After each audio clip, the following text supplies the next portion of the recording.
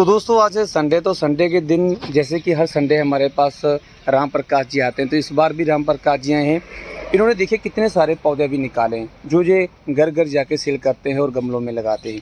तो दोस्तों जैसे कि मैंने जिस लास्ट संडे हमारे पास ये आए थे, तो लास्ट संडे में मैंने इनसे पूछा था कि किस तरीके से पौधे की सिलेक्शन करनी चाहिए, कैसे गमले में लगाना चाहिए और कैसे जो कस्टमर हमारे नर्सरी में आते हैं तो उन्हें पौधे सेलेक्ट करने चाहिए। जैसे आप देख सकते हैं कि इस बार भी इन्होंने गुलाब का पौधा भी कितना अच्छा निकाला है और साथ में आप देख सकते हैं मोगरा का पौधा भी, फूल आ रहे हैं कितने अच्छे निकाले हैं। और इसी के साथ साथ जितने भी इंडोर आउटडोर प्लांट्स हैं सभी के सभी पौधे आप देख सकते हैं कि इनमें कितनी चमके और कितने पौधे देखने में फ्रेश नज़र आ रहे हैं। तो चलिए इनसे आज कुछ टिप्स लेते हैं ताकि दोस्तों आपकी गार्डनिंग में हेल्प हो जाए। इनसे कुछ पूछते हैं। तो भाई पहले तो आप ये बताइए कि जो अंदर वाले पौधे हैं जो अंदर रखे जाते हैं, जैसे जो क्रोटन हो गया या फिर रबड़ प्लांट हो गया या फिर अरीका पाम हो गया, इनमें पानी कितना देना चाहिए? काफ़ी लोग जो हमारे दोस्त हैं वो ज़्यादा पानी देने के कारण अपने पौधे ख़राब कर लेते हैं। तो पानी कितने दिन के बाद देना चाहिए राम प्रकाश जी? इसमें 2 दिन के बाद। 2 दिन के बाद पानी।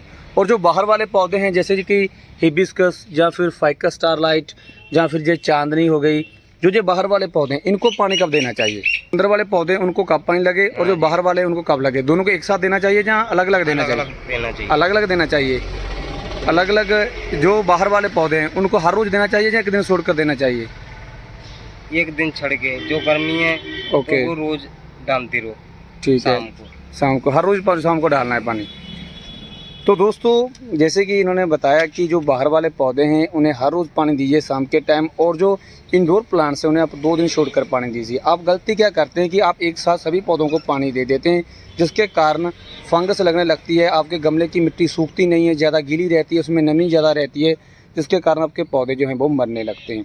तो चलिए अभी दूसरा क्वेश्चन इनसे पूछते हैं, इनमें जो खाद है वो खाद कौन सी देनी चाहिए?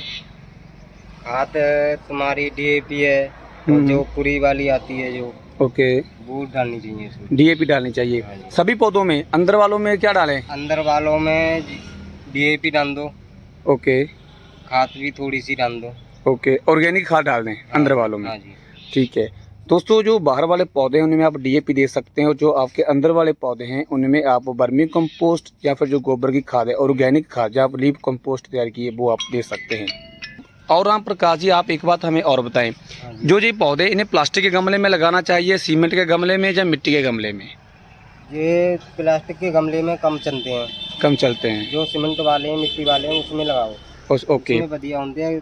धूप से गर्म पड़ता है तो उसकी जड़ खराब होती है। Okay okay. तो दोस्तों जो प्लास्टिक के गमले हैं अगर आप इंडोर रखना चाहते हैं उन्हें इंडोर रख सकते हैं। अगर आप प्लास्टिक के गमले में पौधा लगाकर बाहर रखेंगे तो क्या होगा कि गर्मी तेज़ धूप पड़ती है जिसके कारण जो प्लास्टिक है वो गर्म हो जाती है, मिट्टी गर्म रहती है और रूट्स जो हैं जो जड़ें हैं वो ख़राब होने लगती हैं और आपका पौधा ख़राब हो जाता है। और दोस्तों अभी इनसे हम पूछेंगे कि इनके लिए गमले का साइज़ क्या होना चाहिए पौधों के लिए।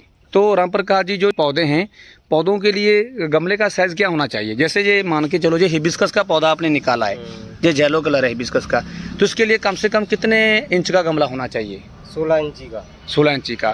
तो दोस्तों अब यहीं पे गलती करते हैं कि आप बिल्कुल छोटे से गमले में 8 से 10 इंच के गमले में इतना अच्छा पौधा लगा लेते हैं जिसके कारण आपका पौधा मरने लगता है। उसे स्पेस ही नहीं मिलती, उसे उतनी मिट्टी नहीं मिलती, उतनी पावर नहीं मिलती, जिसके कारण आपका पौधा चलता नहीं है। सभी पौधों को 16 इंच में लगाना चाहिए या कुछ पौधों को हम छोटे गमले में भी लगा सकते हैं? गमले में भी लगा सकते हो, जैसे हिबिस्कस है, ओके एरिका पाम है, ओके रबड़ प्लांट है, ओके ये तुम 16 इंची गमले में ला दो। Okay okay. तो दोस्तों जैसे ही आप नर्सरी में जाते हैं अगर आपको पौधा मिलता है काफ़ी हाइट का, जैसे ये रबड़ प्लांट है काफ़ी हाइट का पौधा है लेकिन इसका जो नीचे से आप देख सकते हैं कि बिल्कुल 6 इंच के पॉट में लगा हुआ है, तो ऐसे में इसे अभी आपने रीपॉट करना है, इसे निकालकर बड़े गमले में लगाना है, कम से कम 16 इंच के गमले में। अगर पौधे की हाइट कम है, साइज़ छोटा है पौधे का, तो उसे आप छोटे गमले में लगा सकते हैं, लेकिन जो पौधे अच्छी ग्रोथ करते हैं उन्हें आप बड़े गमले में ही लगाएं। तो चलिए दोस्तों लास्ट में इनसे पूछते हैं कि अपने पौधों को रखना कहाँ चाहिए। जैसे अभी अगस्त का महीना, आगे सितंबर का, नवंबर का महीना होगा, तो राम प्रकाश जी अभी हमें बताइए कि इन पौधों को छाया में रखना चाहिए, धूप में रखना चाहिए या फिर मिड एरिया में जहाँ पर हल्की फुल्की धूप आती हो और हल्की फुल्की छाया रहती हो? जो हल्की छाया रहती है इतने रखना। अभी धूप होती है। Okay okay.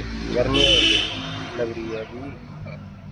तो दोस्तों इनका कहने का मतलब यही है कि इन्हें आप मिड एरिया में रखें जिस जगह पर ना तो तेज़ धूप आती हो ना ही तेज़ जो है वो बहुत ज़्यादा छाँ रहती हो। अगर हल्की फुल्की धूप नहीं लगेगी तो जो पत्तियाँ जो होती हैं, पत्तियाँ जो अपना खाना है वो बनाती हैं धूप से। अगर धूप ही नहीं लगेगी तो पौधे की ग्रोथ कहाँ से होगी। आपने पूरा इंडोर भी नहीं रखना। जैसे ये क्रूडन के पौधे हैं, काफ़ी लोग इन्हें बिल्कुल इंडोर अंदर रख देते हैं, जिसके कारण पत्तियाँ गिरने लगती हैं। तो कारण यही होता है कि जब पत्ती भोजन ही नहीं बनाएगी, पत्ती खाना ही नहीं खाएगी तो वो गिरेगी। तो हल्की फुल्की धूप इन्हें लगनी चाहिए, जिससे क्या है कि पौधों की जो ग्रोथ है वो काफ़ी अच्छी निकल कर आएगी। और जितने भी आपके आउटडोर प्लांट्स हैं, फ्लावरिंग प्लांट्स हैं, उन्हें आप धूप में ही रखें। जो आपके इंडोर प्लांट्स हैं उन्हें भी आप ऐसी जगह पर रखें जिस जगह पर हल्की फुल्की धूप आती हो। तो आप देख सकते हैं कि कितने ज़्यादा पौधे राम प्रकाश जी ने निकाल लिए हैं। और संडे को हमारे पास से नर्सरी में आते हैं और काफ़ी ज़्यादा पौधे जो हैं वो सिलेक्ट कर अच्छे अच्छे पौधे लेकर जाते हैं और घरों में लगाते हैं।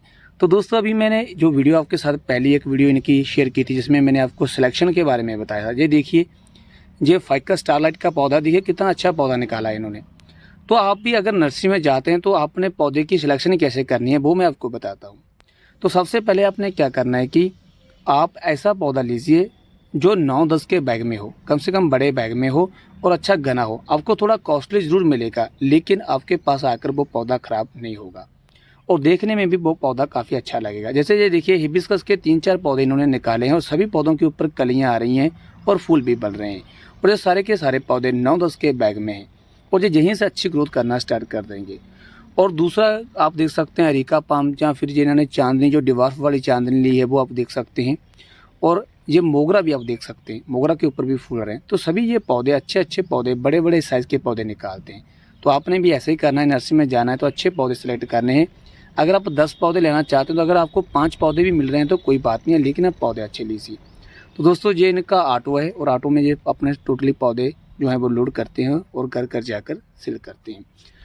तो दोस्तों, अभी मैं लास्ट में आपको बताना चाहता हूं कि इस समय आप नर्सरी से कोई भी पौधा लेकर अपने घर में गमलों में लगा सकते हैं। गमले में पौधा कैसे लगाना है वो भी मैंने वीडियो एक आपके साथ शेयर की थी, उसका भी लिंक मैं आपको डिस्क्रिप्शन में दे दूंगा कि नर्सरी से लाने के बाद पौधे को किस तरीके से लगाएं ताकि जो हमारे जो पौधे हैं वो ख़राब ना हो।